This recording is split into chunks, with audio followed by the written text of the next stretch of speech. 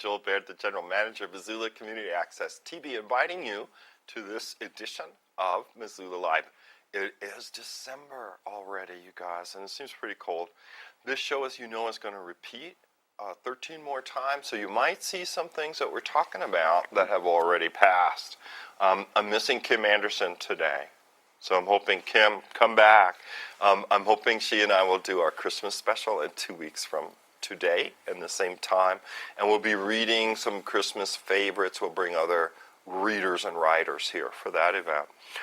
Also want to remind you that MCAT is available for the public to use every second Wednesday of the month. December is not an exception. At 5:30 p.m., right down here at 500 North Higgins Avenue, we'll give you a little tour of the facility. You can see what equipment we have to rent out to you, and also the equipment we have for editing. Oh yeah, I'm glad you put that up, Scott, because I wanted to mention we have a new look on our website. It is available to look at mcat.org. Thanks to Sam Tolman, Christian Ackerman. They worked very hard on this new looking website. The website features streaming capabilities. So on the website you could see our YouTube channels, and on the website you can also see our charter cable stations, channels 189 and 190, from any device. You can watch it from your phone or laptop or desktop or tablet. That's, again, you can see it at mcat.org. So, moving right along, I want to introduce to you our first guest. It is Eran Fowler-Pehan. She's coming here to talk about the new Poverello. I mean, that's so exciting, Yes, Eran. it's incredibly exciting. How many years in the making? Oh gosh, I have been at the POV about a little over 7 years, and they were working on this when I started. Right. So it's been a long haul for sure. No doubt. Tell people where it is, because sometimes, we're proud to say Missoula has so much new construction but people might have gone right by it without knowing. Yeah, so we are about 10 blocks from our current location down the Broadway corridor. Our address is 1110 West Broadway, and most people will know it as the former Trails End bar. Oh gosh, that now has that a you mentioned it. past. Yeah, it really must have. Yeah. I'd never been in that bar. Yeah, I hadn't either, but I hear there was carpet on the ceiling. So. Right. I remember the brick from the outside was Yes. unusual, like it was concave. Yeah. It wasn't a flat thing. The brick would kind of go in. Yeah. It's a triangle.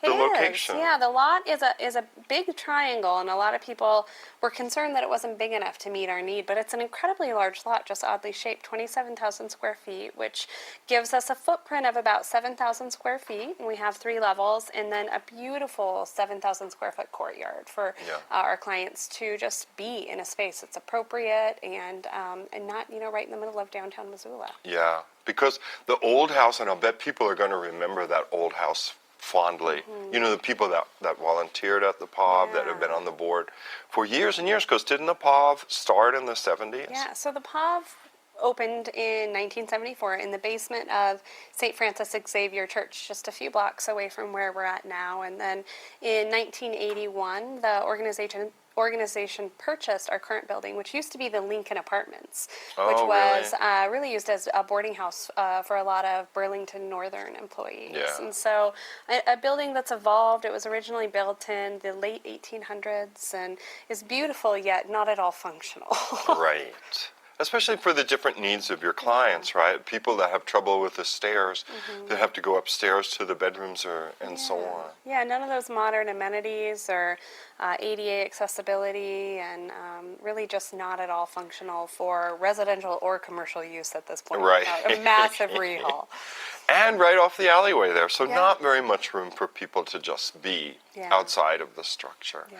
Well, congratulations. It must have been enormous. How much money did you have to raise to get the new one? The overall project was about $5 million, and that was a combination of public and private funds, which I think really speaks to the Poverello Center's role in the Missoula community. It was just as much the private individuals who wrote checks for $100 as it was the big corporations and federal grant sources that gave us $500,000. All in all, our campaign, our funding sources totaled about 300 individuals and businesses and federal sources. So really just shows that we couldn't have done it without the entire community. Yeah. I know that people are eager to see what it looks like, and there's going to be an open house coming up pretty soon. Yes, we are holding our grand opening on Friday, December 12th. We're going to have a short program at 11:30. The mayor will share some words, as will Governor Bullock, who will be joining us to celebrate. So we're really excited. And then, of course, just all of our supporters talking about not only what this means to the current residents of the Poverello Center, but what it means to future residents and just, generations of Missoulians who fall on hard times, and how this will help us serve them with a lot more dignity. Yeah. Oh, that is really great. And the public is invited to attend. Yes. We will be, we'll just have a short program at 11:30, and then we'll be holding tours and a casual open house until 2. We'll be serving soup and bread, so bringing it back to our roots, and we'll just have a good time. It'll be casual and open to the public, and we hope folks can attend. And I noticed on the website, you really could use help over the next few days. So people at home, this is live on December the 1st. But if you see it after, I guess you missed the opportunity to help, but you could probably help in other ways.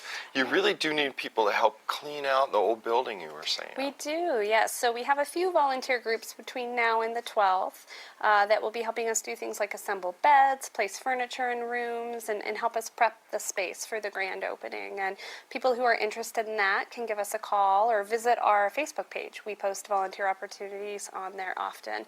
But really for us, the big work starts after the move. We're really, really lucky in that we were able to purchase new bed frames, new mattresses, new dining room tables and chairs, and most of what is in the current Poverello Center is just not usable anymore. And so after we move, we'll have a couple of weeks where we'll just be moving things from dormitories to trash bins, and that's when we're really going to need a lot of help. Right. Oh, tell people the phone number. I mean, they might have put it up, but just in case, if you want to help the POV move, and it could be all abilities. I saw Liz Rance at yoga class, I'm having this back pain. And she said, you can just carry a few things. Don't be shy. Or you can be our foreman. You can tell everyone where to put things. Right. So anybody can help, really. We'll have, things as simple as filing, all the way to, moving some pretty heavy steel bed frames. So they can give our main line a call, 728-1809, and they can ask for Anastasia or Cassie. And they'll be kind of slotting folks into days and times. And really, every day between now and the first of the new year, we could use some help. Okay. Oh, wow. Okay. That's, right through the holiday right spirit, through the holidays, after all. And we do find that that's a time when people like to do things as a family and give back. So. Yeah. Do you have other opportunities, like at the new place, where you will want people to work the kitchen shifts and so on? Yeah, our volunteer shifts will remain in place for a lot of the same things, and we're excited to be able to expand that. Oftentimes we'll get calls from people who want to serve or do meal prep, and those shifts will be booked up with volunteers who do that routinely. And with our new kitchen, we have much more space, so we can incorporate more volunteers, do things more efficiently, more timely. So we'll still need the community. We have about 900 unique volunteers a year that equates to over $200,000 in labor costs that we would have to pay if we didn't have these great people. So we definitely still need our volunteers. Gotcha. I bet people at home, if they're watching, they're thinking, what's going to happen to that old building? Do you know?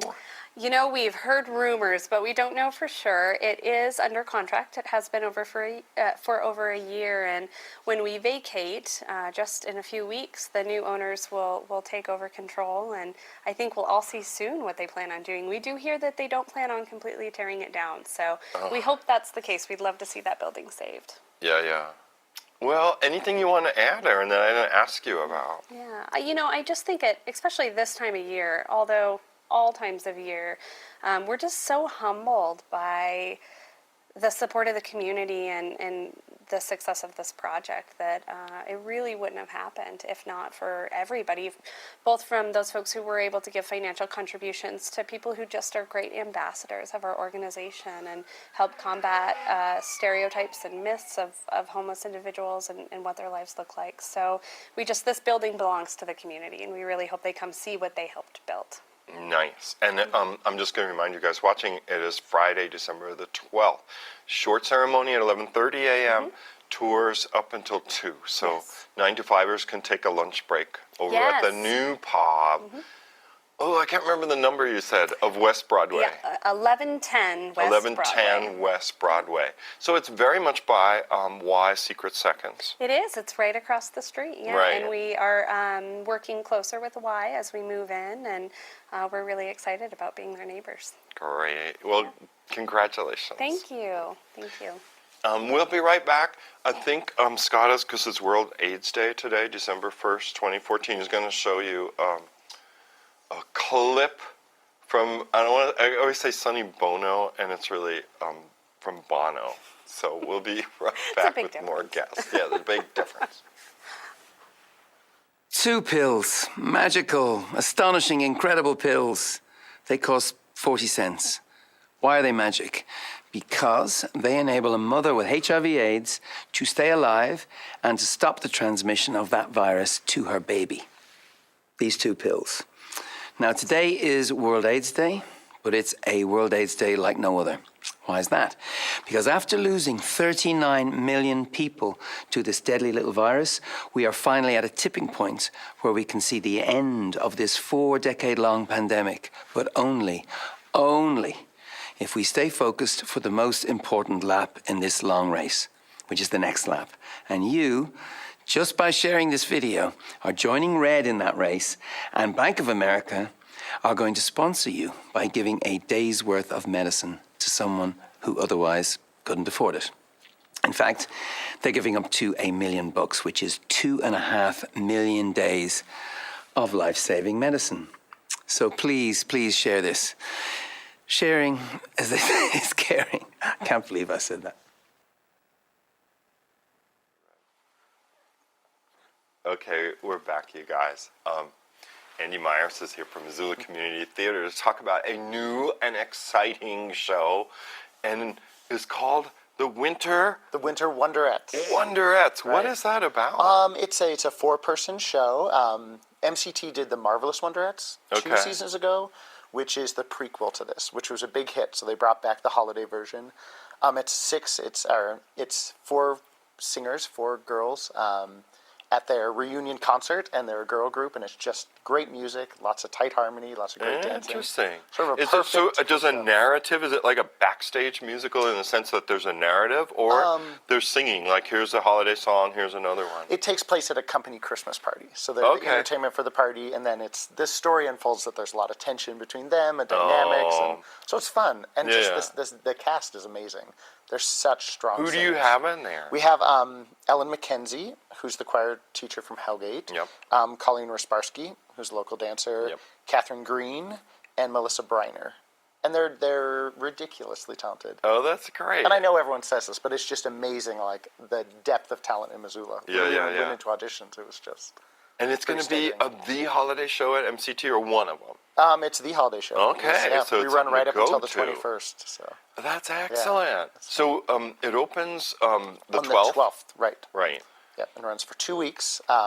Wednesdays through Saturdays at 7:30, Saturday and Sunday matinees at 2, and then a special Sunday performance at 6:30, which is great for families. Wow, yeah. And it's a whole event. We're teaming with Toys for Tots. Okay. So donations would be greatly accepted in the lobby, and we are working on getting Santa Claus to make some special stops by before the show. I want so it's Santa really Claus a great to come holiday here. event. But I guess you got to know him. people. Ask him if he won't come here 2 weeks from today. That would be like the 15th or so of December. Because we're going to do our Christmas reading. Right. So is there a price schedule for kids, seniors versus the adult? There's a few different price brackets. It's all laid out on the website. It's probably best to check or to call the box office. And I think Scott's been putting it up. Okay. MCT.org or something? MCTinc.org. Oh, MCT Inc. Somebody must have had the other part. So you could go there, or people could call 728-PLAY. Right. and get more information about the show that way. Yeah. And okay, they have from the 12th of December right up until the 21st, yep. to go. Yeah. I mean, that's a lot of It opportunities. is, but they do sell out quick. You know, the MCT shows that's sell out true. quick. And especially since this is a sequel and everyone loved the Oh, original they so really much, like so the it's good. Wonderettes. Oh, that sounds really excellent. I want to encourage people to check out the show. Are the matinee prices cheaper? I'm not sure. Actually. Okay. Look on the website and see, what the matinee is like. Oh, yeah, okay. Scott's showing, Oh, great. the 7529. So 728-7529, to call. And if you want to go to mctinc.org, and then when you're there, this is the homepage, you can click on the Winter Wonderettes and learn all about It's it. a lot of fun. It's so much fun. And are they accompanied by piano or band? They are. It's a 6-piece band on stage, and the band, gets involved in the action. Yeah, and Lizzie yeah. Hatfield is leading the band. She's always does. Oh, yes. I like her arrangements and stuff. Well, see, and so it's a great opportunity of people that have never been to try an MCT Right. It's a show. super accessible show. Right. I mean, just great music, and now they are selling beer and wine and concessions. So Oh, is that it's right? worth it. Get a glass of wine, go to the Right, show, and go to see the Santa show. Claus. What could be better? And it's a beautiful space and auditorium too. So, 200. I want to say it's 200 something Adams for the address. 200 North Adams. 200 North Adams. Yeah, I used to live right across the street from it. Okay. At 225 North Adams, number 5. okay. When it was Central School. And it hadn't yet become the Children's Okay. Theater. So it's Great really space. something to go in there nowadays and see what that partnership, between the school district donating or giving the building and Right. the additions made. It's amazing in there. And Yeah, they rent yeah. out so many different rooms. It's just a great Yeah, great and a lot of facility. nonprofits use it, as fundraisers because Yep. that lobby is so beautiful too. Yeah. Well, Andy, anything you want to add about the show? No, I mean, it's a lot of fun. I can't imagine a more joyous evening Right. to get ready for the holidays. It's just And a perfect family night. Extra matinees too, right? Right. Saturday, Well, Sunday. Yeah, and then the 6:30 on Sunday is Yeah. always a popular one because you can have dinner, then go see the Yeah. show and get home early for bed. And there, That's what I do. I'm always ready for bed. by then. well, so once again, the show opens Friday, December 12th, Winter Wonderettes at Missoula Community Theater, 200 North Adams, and then give a call, 728-7529 or 728-PLAY, if you want to order tickets and reserve them for the run that will last up to December 21st. Right. Well, good luck with Yeah, the show, good to see Andy. you. Thanks for Yeah, stopping great by. to see you. We'll be right back, you guys. I know there are more guests out there. And so we'll see you in a minute or two on this edition of Missoula Live. Really wish I had someone to talk to. It gets so lonely in the studio sometimes. Hi, Sam. Hey, MCAT. How's it going? Good, how are you? Well, I heard your cry of distress, and I'm here to help you. Thanks, MCAT. You always know what's going on. No problem. Meow. Well, for me, see, MCAT, I just can't find a place to find out about the local things that are going on in Missoula. Well, you must be crazy. Because the best place to go is Missoula Live. Missoula Live? Missoula Live. What's that? Missoula Live. Missoula Live is a program that happens every other Monday of the month on MCAT. Wow, and what does it entail? Not my tail. Meow. But anyways, you can watch it every other Monday from 4 to 5 on MCAT channel 190. Wow, thanks, MCAT. I'm really happy you came along. Well, whenever you're alone, you know who to call. MCAT.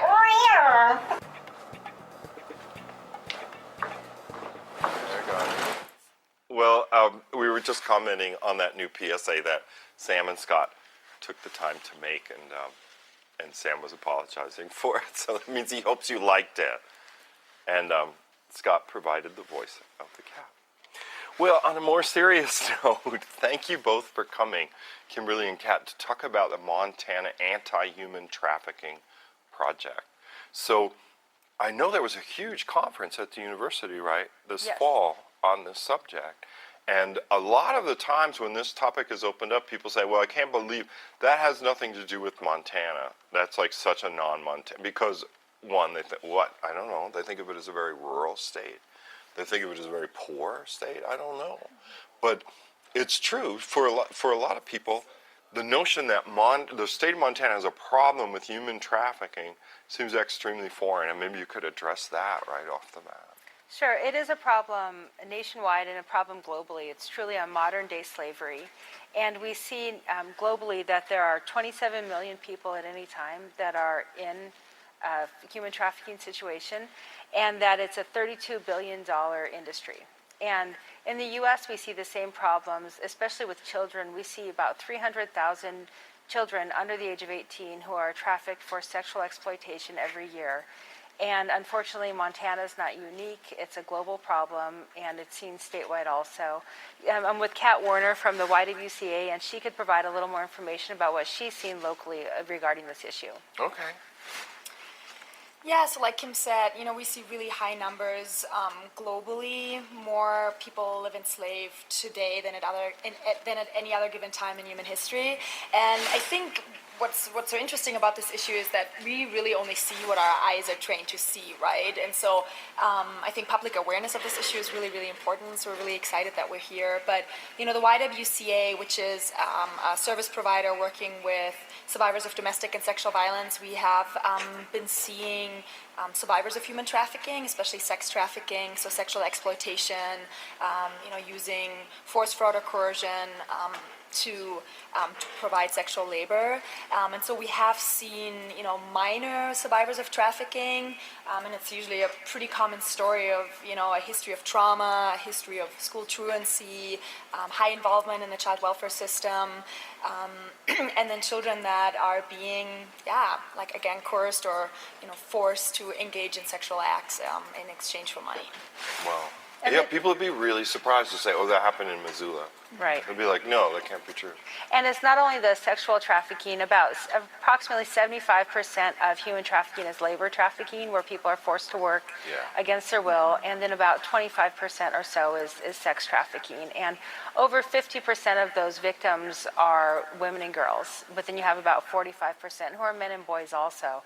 So it affects everybody, regardless of gender and age, unfortunately. It's the second most profitable criminal activity besides drug trafficking. Yeah, so it's an extremely profitable industry for those who engage in it. Yeah, because it does seem so old-fashioned, right? You'd say, well, slavery ended in the United States a brief 160 years ago or so. And yet, there's so many other definitions of this type of indentured servitude or form of slavery, where the people are sometimes taken from countries, Mexico or Southeast Asia, and they're brought into another country, and then they're told, well, you just do what you're told while you're here. Right. That kind of thing. Yeah, and I think there's that belief that, human trafficking has to have an element of transportation or border crossings for it to be trafficking, and that's not the case. So I think sometimes we think of it as human smuggling, when really what it is trafficking does not, it's not a transportation-based crime. The crime really, or the identifying factor is about exploitation and force, fraud, or coercion being used, to force somebody into a labor or a sexual exploitation situation. Right. I mean, you said when you first mentioned it that people are programmed to see what they want to see or what they're alert to. I mean, would someone in Missoula somehow become more aware that this is a local issue and that it's happening in a certain context in the town? Right. And that's one thing that the Montana Anti-Trafficking Project is seeking to do, is to raise awareness through public education. So we have a website that you can go to. It's Montana. They're showing that. It's showing it right now, MontanaAntiTraffickingProject.com. And you can look at the different signs to determine if somebody is a victim of trafficking. And we're going to be doing more public education in a multimedia format with a website, and also with some community outreach, so that people know that this isn't just a foreign problem, that it does happen here in Montana, and we really should be doing something to stop it. Yeah. If someone wants to get more involved, what should they do? Well, this Sunday we're having, it's called the Run for Freedom, and it starts at 10 o'clock at Silver Park, and it's a nonprofit run to raise funds to support the Montana Anti-Trafficking Project. We'll have Montana Attorney General Tim Fox there. He's going to be speaking to kick off the event. That day has also been made Human Trafficking Awareness Day by Mayor John Engen. And so we're trying to raise awareness in that regard. People are welcome to come volunteer at the event or volunteer before the event, and they can also come and just enjoy the event. It should be a little bit of fun. We'll have hot chocolate at the end because it's going to be cold outside. I guess so. Yeah. We'll see what the day brings, but you're probably right. Yeah. So we'd welcome any involvement, and they can contact us, and they can also contact the Y for more information for how they could volunteer there. Oh, that makes sense, too. We should have put up the YWCA website.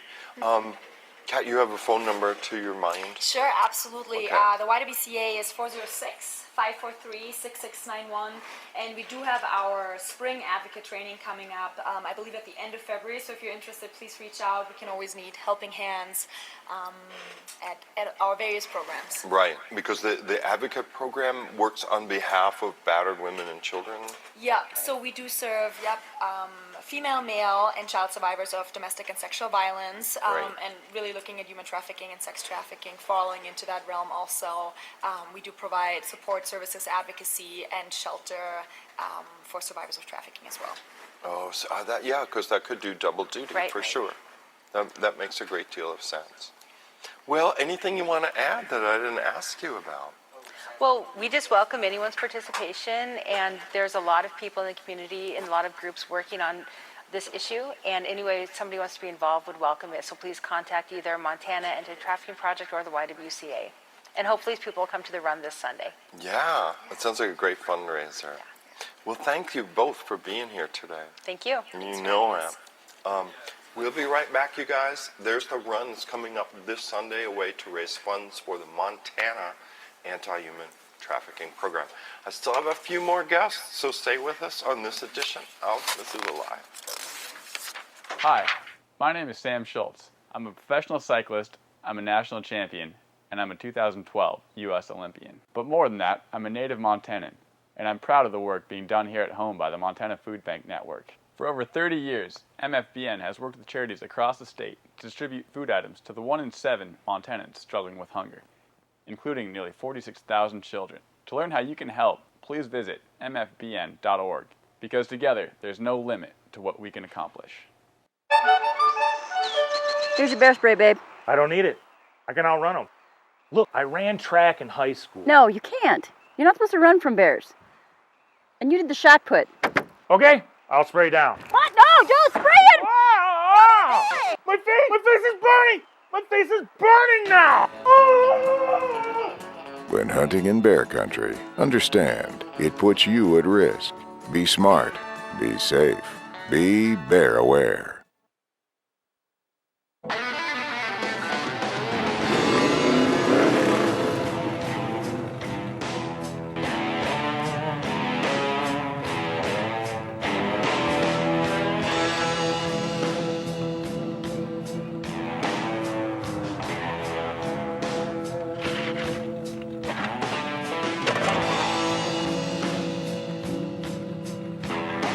Hey, baby, wanna go for a ride?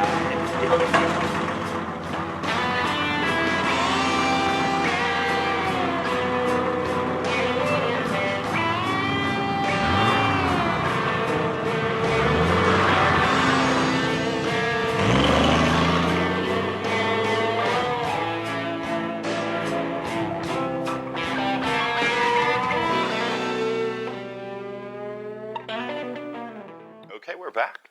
We're back with Tracy Brown and John Rettenmeyer. They are here representing the Missoula Area Secular Society. Welcome, and thank you both for coming on the show. I noticed that there was a Missoula Area Secular Society because of the article in Missoulian about the billboards on buses. So could you tell people we're showing, I guess they're showing something. Is this from your guys' website? Okay. Yeah. So we had a billboard up about 4 years ago, and that picture is from that. and we got a big gain in the number of members. So basically, we're a non-theist group. Right. People in town, we want people from the area, if they feel similarly to us and want to join in. We're basically trying to create a non-theist community here.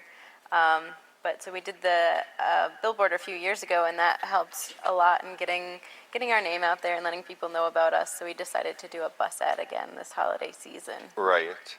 I think that's very interesting. You know, before we started, I was telling you both that I saw the story in Missoula, and then, you know, I kind of scanned it. I can't remember when it came out. And I thought, oh gosh, they're coming on the show. I should read that more carefully. And then when I went back to it, there were 50 comments, you know, about this issue. So I guess my point being that it seems to touch such a basic nerve in people, you know, whether someone says, I believe in the higher power, or specific Christian figures, or specific, if we were in another context, you know, specific Islamic or Judeo figures, people just, you know, that they had shown more comments and sort of more vitriol, that people were then attacking one another in this string of comments, that it was one of the largest. You know, the same-sex marriage equality thing didn't bring as many comments. Really? As this article that Missoula had a society or club for people that were not theists. Right. Yeah, so I think that our main goal for the ad is to let other people who believe similarly to us know about that we're here, but I also think it's important to let religious members of the community know that there are non-religious individuals in the community, and that show them that we're good people too. We do community service work, and also it's just nice to have a space where people who believe the same things can get together. And I mentioned in that article, I believe, that we're not trying to convert people. That's really not the goal of the group. Or hit people's nerves with this ad. We just want people to know that we're here, and that if someone believes similarly to us, that they can come join the group too. Right. So the action is not so much to disparage people that are theists and say, oh, you're superstitious, or religion has caused more misery than any other belief system in the history of humankind, or any of those types of demonstrative things. I'm thinking of names, but I can't. Christopher Hitchens is one that comes to mind. Richard Dawkins, and one other fella that are famous for running around making these debates, right? You know, Christopher Hitchens was the author of God is Not Great, How Religion Poisons Everything. So that was very much a position, you know, that religion was a problem, that evolution, or, you know, the forwarding of culture would resolve over time. But your group isn't on a crusade to point out the foibles of religiosity or spiritual belief. We definitely want to promote critical thinking and science, and that's part of our mission statement. And so in doing that, we like to host events where local scientists come and explain things. And all of these events are open to the public, but we don't specifically try to go out there and attack any religious groups. And say like, oh my gosh. Because I sometimes watch on the YouTube, mostly I love the way that Christopher Hitchens would argue or something, but there too it would be very heated, you know, and there were questions from the audience. The people would be very emotional, some of them, you know. Oh yeah, I think it really hits close to people's hearts, and so it can get very emotional. That if you don't believe in their God, then it's really personal, like you've insulted their food or something like that. We just ask for the same amount of space for us. Right. And it's interesting that it's equally vitriolic sometimes between different sects or different denominations and so on. Oh, yeah. Look at the Muslim versus Christianity, you know. Those oh my gosh, your Islamic Judeo tradition. Yes. I was reading something, I had come across like a Wikipedia thing about the divinity of Christ, and it had like the names you wouldn't believe, like Diotrophilic whatever, and it was talking about the Council of Chaldea in 1432 AD, and there were these intense arguments and imprisonment over, you know, was Christ completely divine or half human, half God? Could he feel pain or not? And so people that believed in these splits went off in enormous splits. But that is, I guess, like saying, here are the pitfalls, you know, of religion. When you guys are more on a positive Yeah. rather than critical note. We've had some pushback asking, like, why are we doing this during the holiday season, which is But you're traditionally ruining kind of like a religious time for a lot of people. Yeah. And my response to that is that that it can be a very lonely time during the holiday season, especially if you're not a believer, because you feel like you're surrounded by everyone who believes, and a lot of people maybe their entire family is religious, and so they can just feel really alone and alienated during this time specifically. And so part of our mission with this billboard is to say, yes, you're not alone. There are other people like you, and we're here to provide support and a community for you where you don't have to feel so alienated. Oh, that sounds great. And how often does the group meet? I looked on the website, it seemed like second Wednesday. I can't remember. So we have quite a few different things that go on every month. So one of the best ways to meet people in a pretty casual setting is our Sunday brunches, and that's on the first and third Sunday of every month at 10 a.m. at Sean Kelly's Stone of Accord. So our next brunch will be this Sunday, and then we'll also have another brunch on the 21st. And for people who are more, that's again more casual, so we don't always talk about religion the whole time or even religious specific topics. In fact, religion often doesn't even come up during our gatherings. Right. Yeah. But if you would like to talk about those types of things, we also have a discussion group and a book club that meets the first and third Wednesday of every month. That's what I must have remembered. I did remember the Sean Kelly Stone of Accord, and I was all confused because that bar, the pub, Sean Kelly's on Spruce by Council Chamber, is closed and is becoming something else. So this is the one on North Reserve. I didn't even know there was another one. See? Yeah. So they have a smaller private room that we have to get together. So it's kind of nice and a good meeting area for us. Yeah. And then obviously the book topics change as people read through the various books. Right. The last book they went through is The Portable Atheist. I think they just started a new book, which I'm not sure what it is. But if you go to our website, there's links to our Meetup account. Oh, right. That's like a new modern thing, right, where you create a meeting and then people join and then you can keep informed.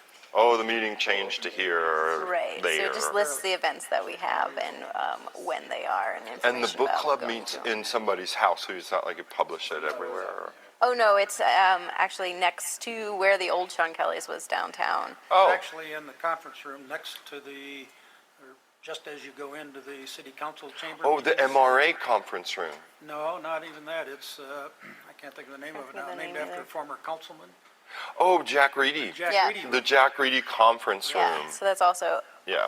Open to the public. Okay. We try to keep all of our events open to the public. Yeah. Sometimes it's hard to find areas that are big enough to fit everyone that wants to come in, but we're working on it. Oh, sure. Yeah. And there's fascinating things that people could talk about. You know, I would recommend. I shouldn't though recommend the Christopher Hitchens on YouTube, maybe because it's so.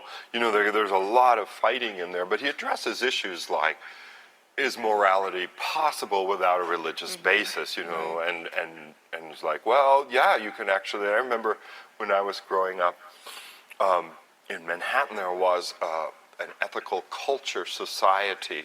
So it was more about people gathering over the question of ethics rather than religious rule of how to behave with one another. I definitely feel like people can determine right from wrong without having some higher being having to tell them what that is. Right, or motivate them. I guess a lot of people say, well, if they don't believe in this superpower, oh, they're going to be so bad. Yeah, if you don't think you're going to hell, why would you be? Right, you need a superpower punishment as well as a superpower. It's a little terrifying to me to think that someone is not murdering me only because God told them not to. Like, I hope that they don't want to do that either. See, so, you know, I'm exciting this discussion because we have the time, too, and the people at home could see the kinds of discussions you might be able to have. Some are fascinating. You know, where does the religious impulse come from? And these kinds of And I think the people that are in our group are very much on a wide spectrum of what they like to discuss. We had someone in the group who had a master's in theology, and so he did like to talk about the Bible a lot, whereas I'm a scientist, and so I'm not as concerned about talking about the Bible, but I do really like to talk about science and how it answers some of those more mysterious questions that a religion a lot of times attempts to answer for us. So. And there's probably opportunities in the group to talk about comparative theologies because you're talking, reacting to the idea of religion in general? You know, how is it expressed in Judaism, in Christianity, in Islam, in Buddhism, in Hinduism? I mean, there's many, many religions in the world, you know, with millions of adherents. And then what were the ones that were so small? Shakers. I don't know that those Shakers are left, right? Yeah, I don't know. A few left or something like I that. noticed, I think it was on the news yesterday, that China is now encouraging Buddhism Oh, because Buddhism emphasizes care of the earth. okay. And so, I mean, they have a big environmental problem, and one of the ways Yeah. they're tackling that is to try to get people to go away from when they had their one-child policy. Yeah. Apparently, a lot of those single children became rather spoiled because they were single. Oh, The yeah. whole country was full of single children, and so they're wanting now to try to shift people's view toward other than themselves. You know, Right. taking care of. Interesting, environment. isn't it? Yeah. Yeah. I think even within non-theists themselves, they define themselves in so many different ways. So you have Right. the agnostics, the atheists, the pastafarians, the secular humanists. Right. So we're kind of like all over the board, and we don't have a requirement of what anyone should believe to be in our group or say that they are. We leave Right. that pretty open to people. It's a group of mavericks, like Yeah, herding cats. that They're actually trying to comes get- up a lot. Yes. But you do have an organization, like you have a meal time to exchange ideas or just socialize. And also the book discussions probably provide some form of focus, Right. you know, where you could range. Right. But you're Actually, also one of coming those, back. the third Wednesday meeting is for book discussion. The first Wednesday is more open discussion. And at each of those first Wednesdays, the group decides what the topic of discussion will be for the next one a month later. Oh, so that's very Yeah. democratic, so it's not and you can book-oriented, right it's just more free-form, philosophy free-flowing, and yes. And it and really that is sort of geared thing. towards the people who are showing up get to decide on what the topic is. Yeah, So that's that works right. out really And well. sometimes things get kind of wild in there. I've gone occasionally. I don't get a chance to go to that one very often. But they have rather Can have heated heated discussions conversation. within the Oh, I in the see. group. Yeah. Right. Yeah. So that's great too, Yeah. right? And then we have a lot of other events during the year. A lot of them are seasonally specific. So actually on Christmas Day, every year we do a snowshoeing trip. And so people that want to do that instead of celebrating Christmas are free to come and join us for that. Again, that's on our Meetup account.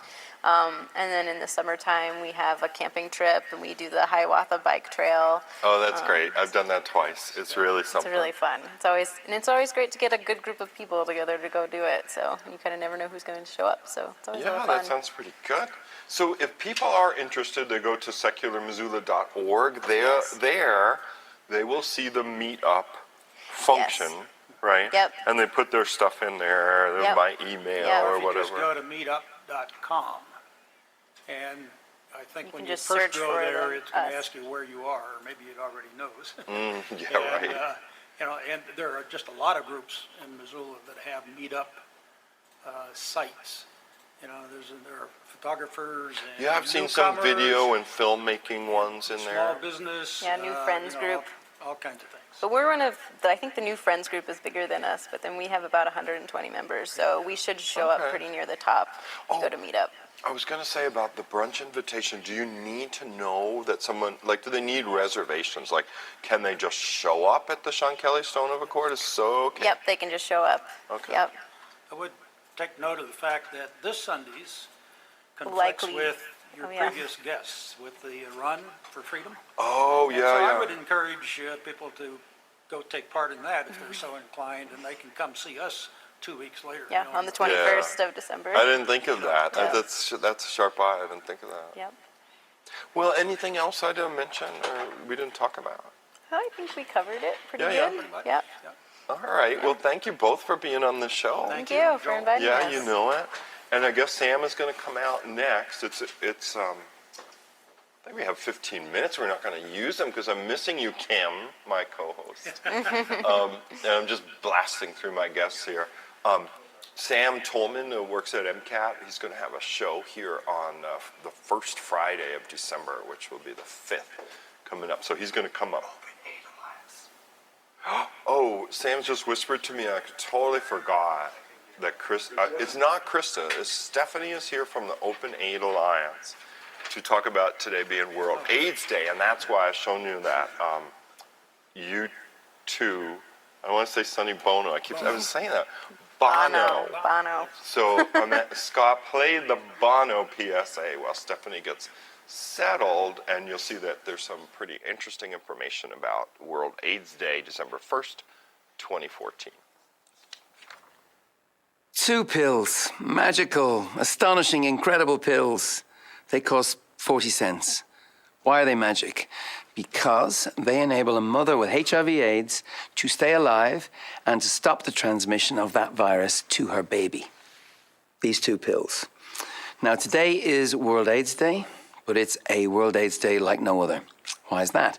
Because after losing 39 million people to this deadly little virus, we are finally at a tipping point where we can see the end of this 4-decade-long pandemic, but only if we stay focused for the most important lap in this long race, which is the next lap.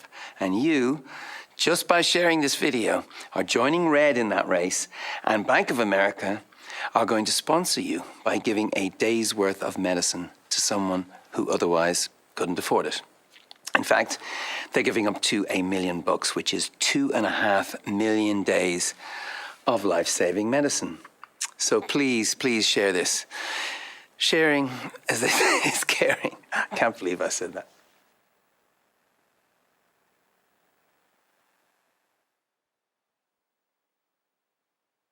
Well, Stephanie is here from Open AID Alliance. Welcome. Thank you for coming. I'm sorry I forgot you were here. That's okay. Because I think I just registered like Krista Weathers is going to come, and then somebody said, oh, she's not coming. And then I forgot that they said, well, Stephanie is coming. Yeah, I'm a backup. Great. Perfect. Because today is World AIDS Day, so it's a big day for Open AID Alliance. There's a screening tonight, 7 o'clock at the Crystal Theater. I can't remember the name of the movie. It's The Normal Heart. The Normal Heart, right. Yes. Larry Kramer, based Larry on Kramer. a play by Larry Kramer. And then HBO made it into this really wonderful, powerful film that we will show tonight to celebrate World AIDS Day. Great. Yeah. And can you tell people a little bit about Open AID Alliance right here, 500 North Higgins, sharing the space with MCAT and the old Missoulian building? Yes. So Open AID Alliance, we are a community-based organization, and we have several different programs. One of those programs is an HIV and hepatitis C testing program, along with outreach, community outreach and education. We have a housing program where we provide some housing and various support services for people in the 7 western counties in Montana who are living with HIV. And we have a syringe exchange program. In the, hopes of reducing HIV and Hep C transmission via sharing syringes and other drug injection equipment. Yeah, and that program is actually active. Yes. It's a funny December afternoon here on Old Missoula Live because, people, Kim and Kat were just in talking about human trafficking in Montana, and people are, that can't happen here. Right. And then there's actually intravenous drug use in Montana, in Missoula, and people are like, wow, no, that's a big city thing, which it isn't at all. So the screening, is it by donation tonight at the Crystal? We it's free. We want people to, if they want to come watch the movie and they want to, discuss HIV prevention and treatment, we really want the community to come. We are asking that people bring, in lieu of admission, canned food items that we will then donate to the YWCA Domestic Violence Shelter. Right. So. See, it's a network of care around Missoula. It really is. Just your office discussed, I thought that would be interesting to talk about for World AIDS Day, is that the Pre-App or Truvada? Yeah. The prevention pill. Yes. Can you tell people a little bit about that? It seems very new. I can. It's pre-exposure prophylaxis, right, which is a pill, an antiretroviral pill that was created for people who are indeed HIV positive to take to suppress their viral load levels. But with more research coming out, we have become aware that if you take it, if you are HIV negative, you can drastically reduce your chance of an HIV infection by taking it before an infection. It is something that you'd have to take every single day. Health insurance will cover it sometimes and sometimes it won't. Sometimes there are side effects, but it's pretty remarkable in terms of HIV prevention. Right. It's like the first known HIV prevention pill, which is pretty amazing. And it seems like people say, well, it's not being talked about very much, particularly among men who have sex with men. It's not being talked about very much. Some people say, well, it's $1,200 a month. Yeah, I think it's not being talked about very much. It's like $50,000 a year to take this pill. Right. And that also, if you took the pill and you were talking about it quite a bit, you ever say, oh, you're the sluttiest person alive, you need this pill. So that there were several stigmas, financial, psychological, I don't know, and side effect, medical. Yes. So a lot of interesting discussions you can have around PrEP, pre-exposure prophylaxis. Financial is certainly one of them. But we know that there are assistance programs that will help pay for the PrEP, and also some insurance companies will indeed cover it. I've talked to a couple people who were on PrEP for periods of time and no side effects. Right. So you never know how it's going to interact with an individual's body. And I think more and more people are kind of viewing it as one more tool in the prevention toolkit. It's not going to be appropriate for everyone, but it might be very appropriate for some people, especially those people who are in serodiscordant relationships where one person's positive and one person's negative. Right. Yeah, so that is enormous news since maybe we talked about this last year with Open AID Alliance. And, just some of the staggering numbers. I hear, not Sonny Bono of YouTube, he's holding out these pills that moms can take to prevent retransmission of the HIV virus to their kids. And he mentions, but he's trying to be very upbeat, of course, right? And he says something like, this little virus that has killed 39 million people since it was identified, which is a pretty large pandemic. Yeah. When you think of the decade after decade after decade. And one thing I will with this film that we're showing tonight, and it can be hard to watch. There's a lot of pain, a lot of death, and a lot of devastation caused by HIV/AIDS. But it's, I think, all in all, it's quite uplifting to see where we are now. Watching the film that takes place in the early 80s, at the very beginning of the HIV/AIDS epidemic in the U.S., specifically in New York City, and to see how far we come, it's pretty inspiring. There's a lot of work left to be done, but we have come a long way. Yeah. Well, thanks so much for stopping by, Yeah, Stephanie. thank you for having me, Joel. Yeah, I hope you get a lot of people tonight. Yeah, hopefully. Crystal Theater, it's only December 1st, so if you see the show after you missed it. However, Open AID Alliance, you guys will be around after December 1st. We'll be here. And I think they showed the website. Do you know the phone number offhand? Yes, it is 543-4770. Okay. And located, on the northeast corner, Spruce and Higgins, the old Missoulian building. If you need those services, you have any question about what we talked about today, get in touch with them. Yes. All right, next I am going to bring Sam Tolman out here as the final guest. And he's going to talk about his art show that MCAT is going to host for the first Friday. So it's coming right up. I'm Montana Hope. I am Montana Hope. I am Montana Hope. For the last 30 years, the Montana Hope Project has been granting wishes to Montana children who face life-threatening illnesses. I'm Montana Hope. To make a donation and help their wishes come true, please visit montanahope.org. We are Montana Hope! Let's say you were watching one of MCAT's programs not too long ago. If you or anyone you know wants a copy of our wonderful programming, call us at 542-6228 or email us at mcat.org. Ask for a dub request and tell us what you want. We'll get it to you. Walk-ins welcome. Just go to 500 North Higgins, Suite 105, just off Spruce.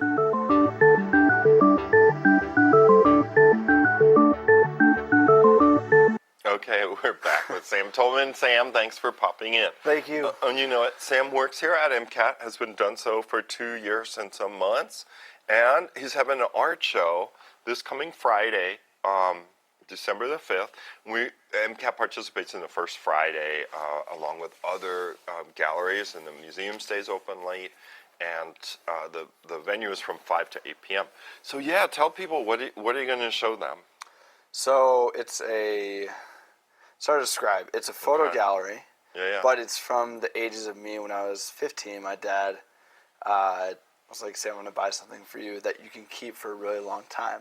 Okay. And so he bought me a camera. He bought me a Canon Rebel 2.1i. And so from 15 to pretty much 19 or 20, I was really involved with a lot of people who did graffiti and going out really late at night. And so the whole time, I had a camera to take pictures with. So I have all these like sort of these pictures with these really interesting stories behind them involving, trespassing to dealing with cops to, all this sort of like adolescent stuff. So you were like a graffiti artist and you documented your trespasses? I did the latter of the two. The documentation, your friends were the graffiti artists. I did some graffiti, but like not nearly as much as those guys did. Okay. I really liked being out there, sort of seeing what it's like the world at 3:30, 4 in the morning. The people you see out at that time. So that was always really interesting. And where'd you take the pictures? Providence, Rhode Island. Okay, Providence, Rhode Island. Yeah, which is a great town. It's for picturesque, man. It's super. It's got a lot of Georgian architecture and a lot of clapboard type houses, and that railroad. The Amtrak goes through there. I actually have a picture on the Amtrak. Oh, do you? That'll be showing. I think I told you. I remember going with a gal from Brown down this tunnel. The Rizzi tunnel? Yeah, no, it's not the Rizzi tunnel. It's I don't know what the it body was. tunnel. It went forever. Like when we were in the middle of that tunnel, the light at the end of the tunnel was smaller than my thumbnail. Yeah. Oh, it starts at. I know exactly what you're talking about too. It's called the Rizzi tunnel. It's a big train tunnel. Oh man, it was a long, scary thing. Yeah. So yeah, that should be really nice. How many pictures are you gonna offer in the show? 12, I think. I'm going for 12. It's hard to say, but yeah, 12 most likely. And I might be. I'll be selling some of them. Okay. Not all of them, and they're all going to be. None of them are going to be like above $50. Oh yeah, you'd mentioned that. Like your intention with the show was to have a kind of affordable fine art photography offering to the public. That was my original intention, and then I had talked to someone. I remember I talked. Because you said it was going to be $20. Right. All the photos would be $20. But I remember I talked to someone, and someone the origin of this idea was that I told someone I'm from this city, and I did all this stuff, and they're like, I would have never guessed that about you. I was like, oh my God, interesting. I really moved on that far. Yeah, like you're no longer like a white punk on dope. Yeah. Taking pictures of your friends defacing things in an artistic way. I'm clean. Right. So that might be really nice to look back on. Yeah. Are you gonna like write the narrative behind the stories a little, or just tell people? I think there's gonna be 3 photos with actual stories on them. Okay. The rest of them are just sort of us being out at like God knows when, late at night. Parents. Yeah, I like the image. I don't know if people at home can see this image on the screen, but it has like youth. So you added that. Like you've been doing really great graphic design. For you guys at home, if you go admire MCAT.org, Sam was the person who did all the design work there. So are you going to add design work to the photos, or just you making a poster in that? I think I'm doing like some touch-ups to photos. Some photos are maybe oversaturated, undersaturated, too bright, too dark, stuff like that. But no graphic. That one only had.